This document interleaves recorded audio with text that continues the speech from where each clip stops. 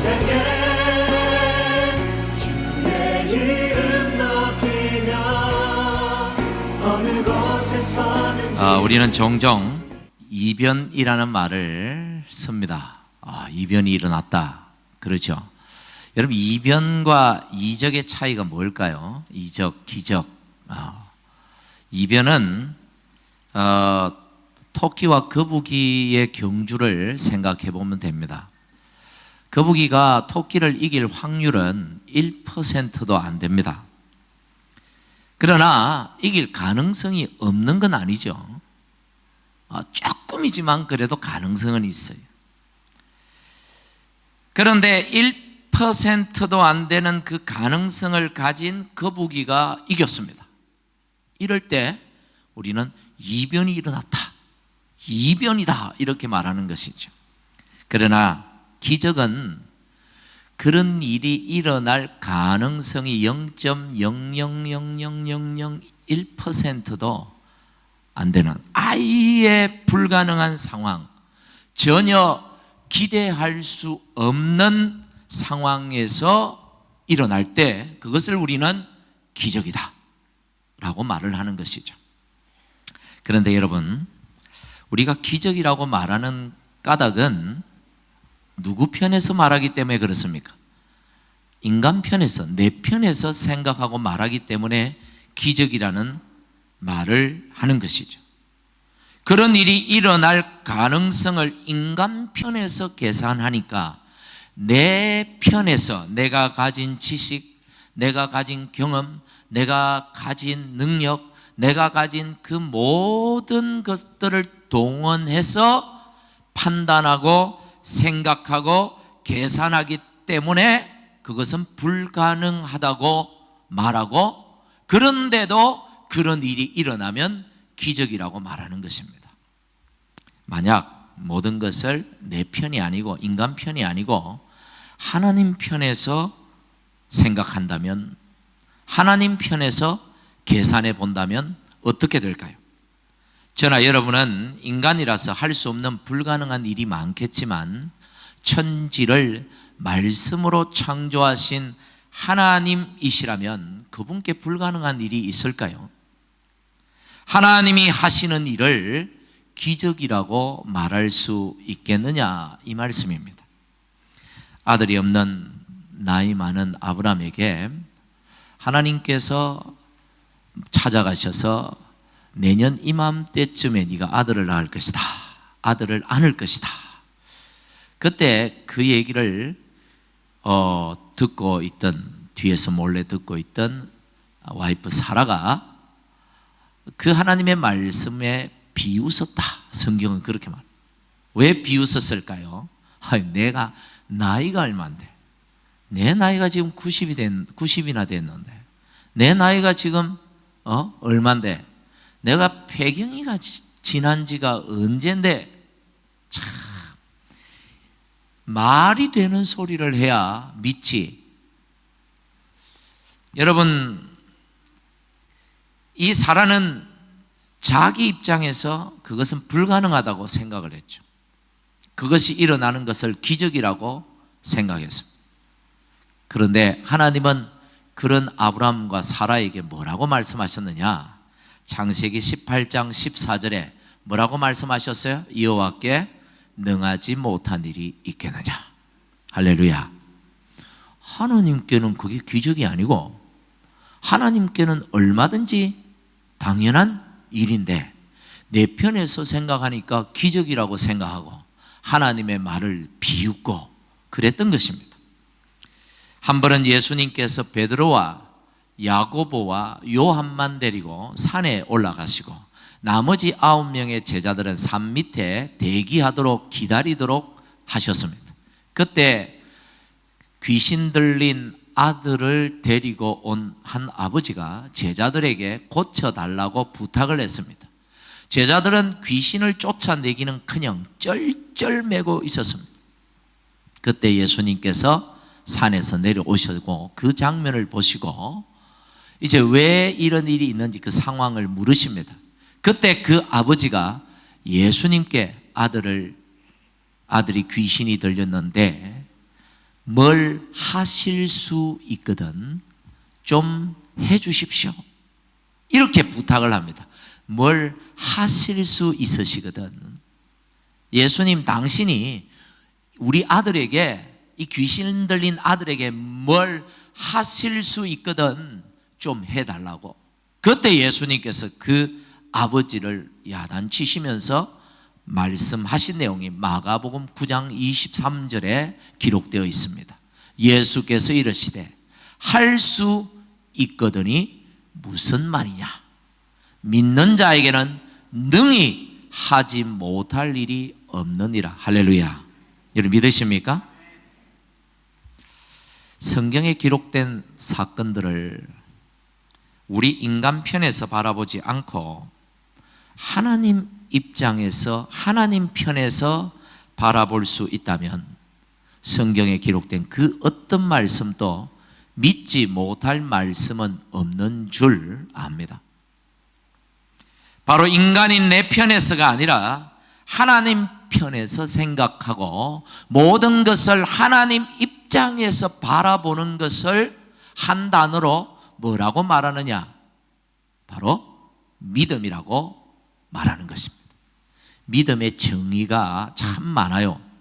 오늘 제가 믿음의 정의를 내리자면 인간의 편에서 생각하지 않고 하나님 편에서 생각하고 하나님 편에서 바라볼 줄 아는 능력이 바로 믿음이라고 하는 것입니다.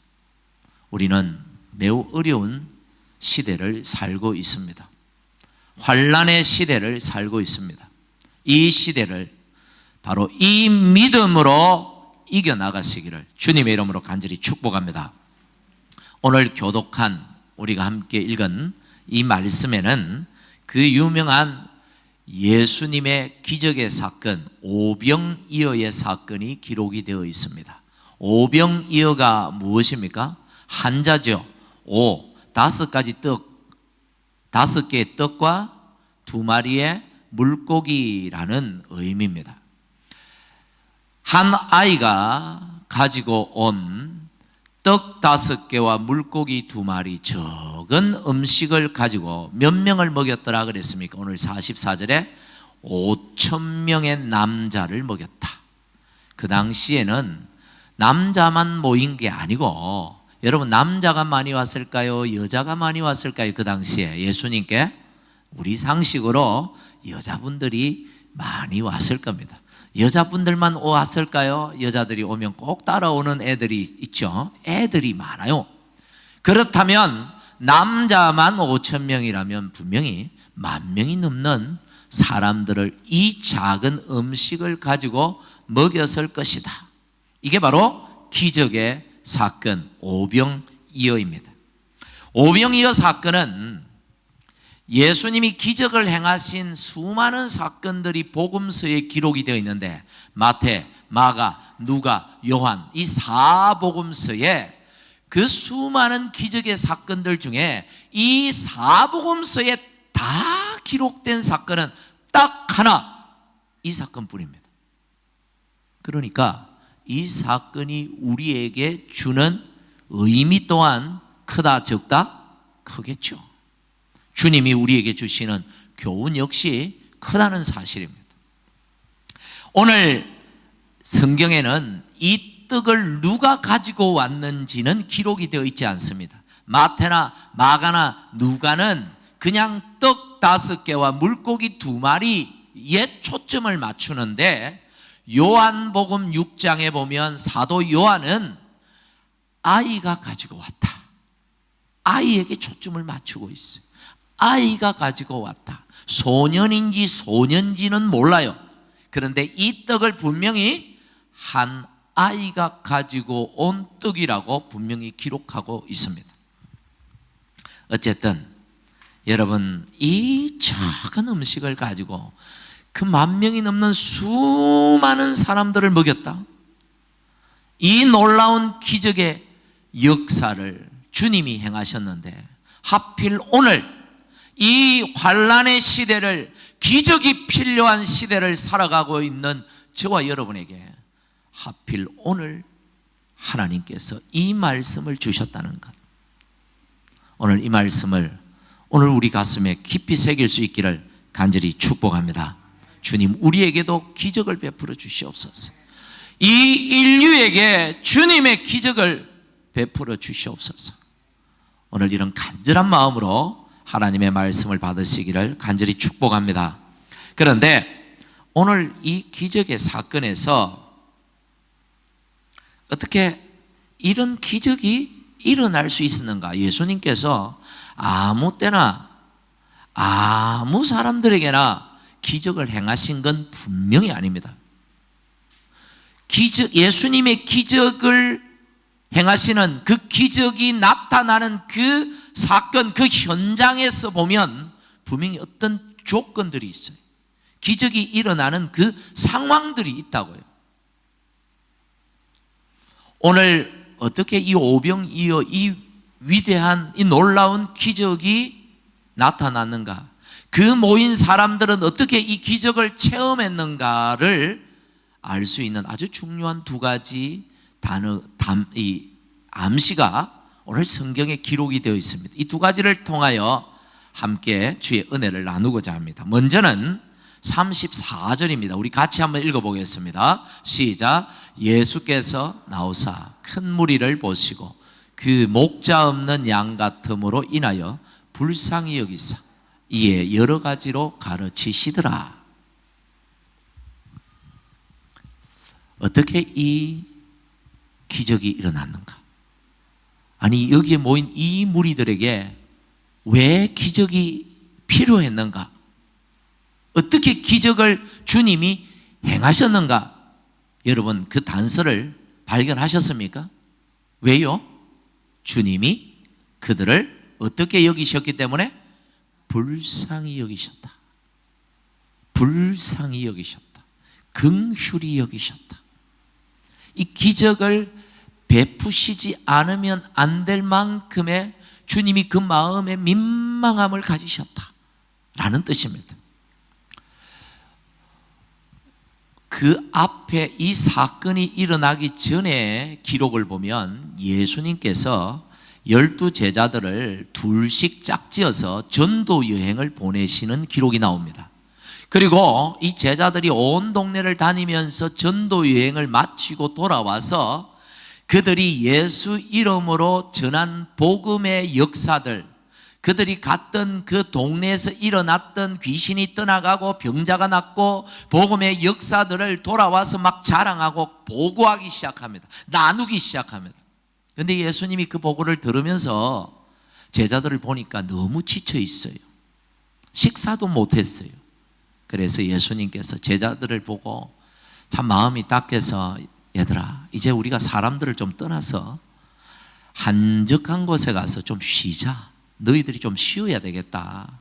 너희들이 좀 먹어야 되겠다. 그래서 조용한, 사람들이 없는 조용한 곳에 가서 좀 쉬시려고 했는데 그걸 어떻게 알았는지 사람들이 서로 연락을 해서 예수님과 제자들이 어디로 가더라 막 그들의 굉장히 정보망이 뛰어나요. 이 사람들 보면 SNS도 없는데 어떻게 이렇게 이 시대에 예수님보다 먼저 사람들이, 엄청난 무리의 사람들이 그곳에 기다리고 있는 거예요. 참 예수님이 보니까 이게 참 장난이 아니죠. 쉬려고 오셨는데, 제자들에게 좀 쉼을 주려고 오셨는데 이 사람들이 막 벌떼같이 모여 있는 겁니다. 여러분, 왜 왔을까요? 이 사람들이 왜요? 영적으로 갈급하니까. 예수님의 은혜가 너무도 갈급하니까. 예수님 아니면 안 되니까.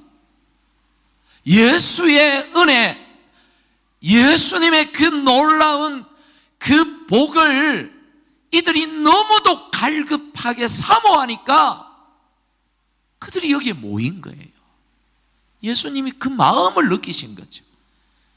예수님 아니면 안 됩니다. 예수님이 고쳐주시지 않으면 안 됩니다. 예수님이 도와주시지 않으면 안 됩니다. 예수님 당신의 은혜가 절실히 필요합니다. 예수님 당신 아니면 우리 죽습니다.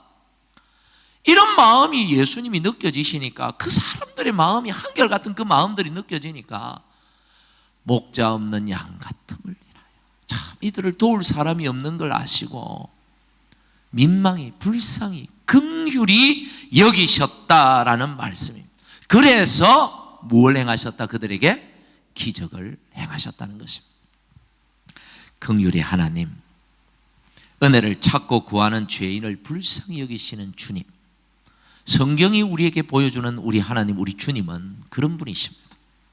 시편 34편 18절에 우리 같이 한번 읽어볼까요? 시작. 여호와는 마음이 상한 자를 가까이 하시고 중심으로 통회하는 자를 구원하시는도다. 정말 주님, 하나님, 지금 내가 위기를 만났는데, 지금 환난을 만났는데, 지금 너무 어려운데 하나님 도와주시지 않으면 안 됩니다. 주님이 은혜 베풀어 주시지 않으면 제게는 희망이 없습니다. 제발 도와주십시오 하며 엎드리며 통회하며 간절히 주를 찾는 자들에게 하나님은 구원을 베푸신다. 그 상황에서 건져 주신다. 은혜를 베풀어 주신다. 이런 마음으로 이 사람들이 모여들었다는 거예요. 여러분, 오늘 여러분은 어떤 마음으로 이 자리에 나오셨습니까? 참 세계적인 이런 환란의 시대에 우리가 이렇게 주일날 교회를 오픈하고 예배를 드릴 수 있다는 게 너무 감사해요. 제가 아까 요즘은 잘 그러지, 옛날에는 딱 보면 몇 명 왔구나 이게 딱 눈에 보였는데 요즘은 막 잘 안 세요. 잘 안 세는데 오늘 오래간만에 한번 세어봤습니다. 제가 찬양대가 찬양을 하는 동안에 눈으로 대충 평소보다 절반 조금 적게 왔습니다. 코 만지면 안 되는데 평소보다 절반이 조금 안 되게 오셨어요. 1부 예배, 3부 예배는 거의 차이가 없어요. 근데 2부 예배는 확실히 주일학교하고 이게 좀 연관이 있으니까 우리 영유아부 주일학교 하고 연관이 있으니까 그런데 이게 절반 조금 안 되게 온 게 중요한 게 아니라 이렇게라도 와서 하나님을 예배할 수 있다는 게 감사해요. 할렐루야. 이왕 자리 넓은 거 다음 주부터 좀 널찍널찍하게 앉으세요. 사회적 거리두기가 요즘은 유행인데 조금 뭐 이렇게 성가대가 좀 문제구나. 성가대에게는 주의 특별한 은혜가 임하기를 간절히 바랍니다. 여러분, 정말 간절한 마음으로 이 자리에 오신 줄 믿습니다. 아까 기도하실 때 우리 집사님 그렇게 말씀하신 거죠. 여러분, 이게 우리가 예배 드릴 수 있다는 게 이 시기에 이게 얼마나 큰 은혜인가, 이걸 새삼 깨닫습니다. 뭔가 특별한 걸 안 해도, 뭔가 우리가 특별한 걸 하지 않아도 주일날 예배할 수 있다는 게 얼마나 감사한지 몰라요. 그렇지만 오늘 이 말씀 앞에 다시 한번 우리 자신들을 돌아보셔야 할 것 같아요. 정말 나를 보시고 우리 주님이 나를 불쌍히 여겨 주시겠는가? 심령이 가난한 자를 주님이 찾으신다 했는데 나는 과연 주님 보실 때 심령이 가난한 자인가? 복 주실라면 주시고 뭐 은혜 주실라면 주시고 마실라면 마시고 이번 주 아니면 다음 주 받으면 되고 뭐 너무 아쉬움도 간절함도 우리 마음에 없다면 과연 주님이 우리를 불쌍히 여겨 주실까? 여러분, 간절한 마음으로 이 시기에 더욱 주님 앞에 나가는 우리 모두가 되기를 주님의 이름으로 간절히 축복합니다. 또 하나 이 기적이 일어난 현장을 보면 그 현장에 한 아이의 헌신이 있었다라는 겁니다. 물론 예수님은 아무것도 없는 그런 상황에서도 이 기적을 얼마든지 행하고 이보다 더 많은 사람들, 수만 명, 수십만 명도 먹이실 수 있는 분이십니다. 그런데 오늘 예수님은 얼마든지 하실 수 있는데도 불구하고 그렇게 하지 아니하시고 37절에 보니까 제자들에게 뭐라고 말씀하시냐면 너희가 먹을 것을 줘라. 안 되는 줄 뻔히 알면서 제자들의 능력으로 이 문제를 해결할 수 없는 줄 뻔히 알면서 이 말씀을 하십니다. 또 38절에는 뭐라고 말씀하시는가 하면 너희에게 떡 몇 개나 있는지 가서 조사해보고 와라는 거예요. 파악을 좀 해보라는 겁니다. 이들이 가져온 떡이 별로 없을 거예요. 예수님도 다 아십니다. 그러면서 이미 예수님은 이들을 불쌍히 여기는 그 순간에 이들의 문제를 해결하실 계획을 이미 다 준비하고 계셨습니다. 이미 그들을 불쌍히 여기는 그 순간에 이들에게 기적이 필요하다는 사실을 주님은 다 알고 이미 기적을 행할 준비를 하셨다고 저는 믿습니다. 그럼에도 불구하고 왜 제자들에게 너희가 먹을 걸 줘라, 안 되니까 가서 떡이 몇 개나 있는지 한번 알아보고 와라, 왜 그렇게 자꾸 말씀을 하십니까? 그것은 주님을 믿는 그 믿음의 헌신자를 주님이 찾고 계시는 거예요. 주님은, 하나님은 얼마든지 당신의 뜻대로, 당신의 마음대로 우리와 상관없이 얼마든지 하실 수 있지만 주님은 그렇게 일하지 아니하시고 항상 누군가를 통하여 일하십니다. 그 누군가가 누굽니까? 바로 믿음의 헌신자들이죠. 왜 그렇습니까? 하나님은 그를 축복하기 위해서, 그 믿음의 헌신자를 축복하셔서 그를 통하여 하나님의 위대한 역사를 펼쳐 가시는 거예요. 하나님은 항상 우리를 통해서 일하기를 원하십니다. 따로 일하기를 원치 않으셔요. 그래서 우리에게 계속해서 뭔가를 요구하시는 듯 보이는 것이죠. 사람의 능력으로는 이 상황을 해결할 수는 없지만 주님이라면 얼마든지 해결할 수 있다는 그 순수한 믿음을 가지고 나온 그 아이, 그 믿음의 헌신자를 주님이 찾으시는 거예요. 떡이, 그 물고기가 과연 그 아이에게만 있었을까요? 저는 그렇게 보지 않습니다. 분명히 다른 사람들도 작은 양일지 모르지만 뭔가가 있었을 겁니다만은 그들은 주님 앞에 내어놓지 않았습니다. 그러나 이 아이는 순수한 믿음으로, 그래서 예수님께서 말씀하시기를 어린아이와 같지 않으면 천국에 들어가지 못한다고 하신 게 아마 그런 의미로 말씀하신 것 같아요.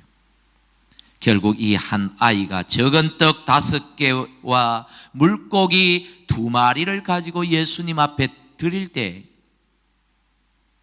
이것 가지고 사람들이 뭘 할 수 있겠나? 이것 가지고 할 수 있는 게 뭐가 있을까라고 모두가 그렇게 생각할 때 이 아이는 주님 앞에 얼마든지 하실 수 있습니다 내어놓을 때 주님이 일을 하신 것이죠. 열왕기상 17장에 보시면 사르밧이라는 동네에 한 과부가 나옵니다. 이때는 엘리야 선지자가 활동하던 시대입니다. 그때 3년 반 동안 가뭄이 들어서 많은 사람들이 먹을 것이 없어서 굶어 죽던 시대입니다. 이 과부도 이제 집안에 있는 양식이 다 떨어지고 남은 게 가루 한 움큼, 그리고 그거 구워 먹을 만큼의 오일 조금, 그래서 이거 마지막 떡 반죽해서 자기는 못 먹고 자기 아들이라도 먹이고 같이 죽자. 죽는 것 외에는 뭐 방법이 없으니까.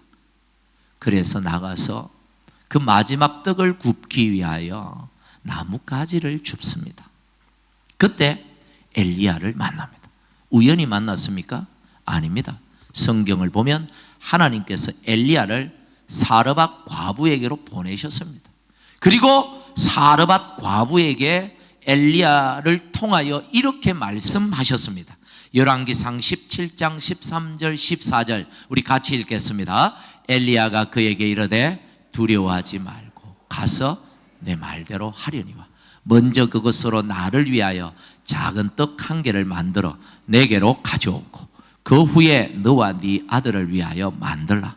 이스라엘의 하나님 여호와의 말씀이 나 여호와가 비를 지면에 내리는 날까지 그 통에 가루가 떨어지지 아니하고 그 병에 기름이 없어지지 아니하리라 하셨느니라.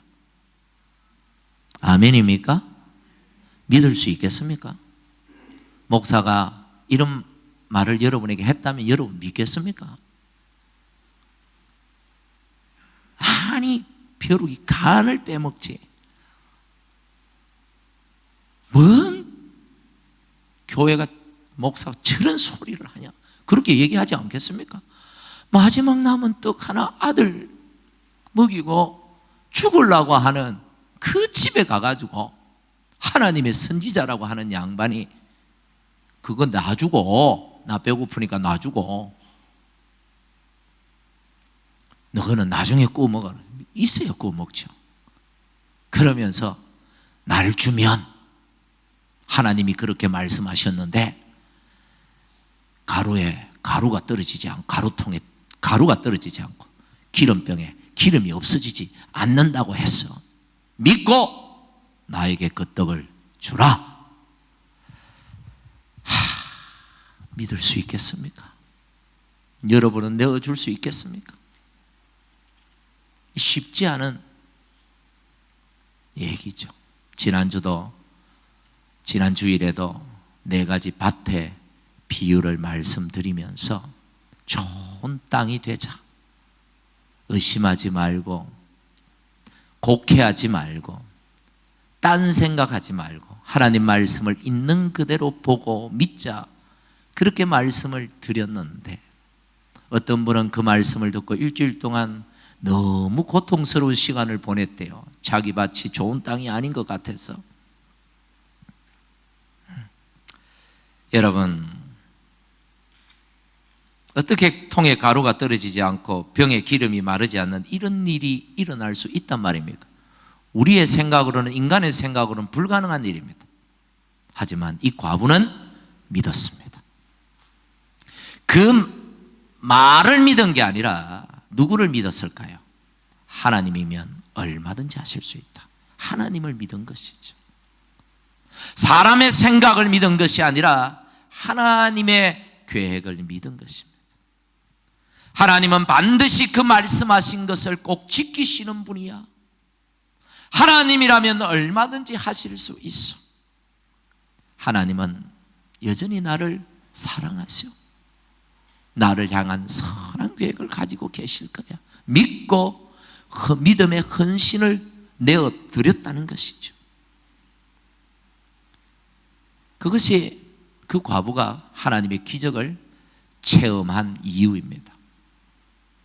누가복음 6장 38절 보시면 주라 그리하면 너에게 줄 것이니 곧 후히 되어 누르고 흔들어 넘치도록 하여 너희에게 안겨주리라.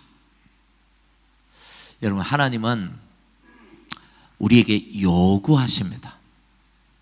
믿음도 요구하고 헌신도 요구하고 봉사도 요구하고 물질도 요구하고. 그래서 어떤 분들은 교회가 너무 많은 요구를 한다고 불평이 많습니다.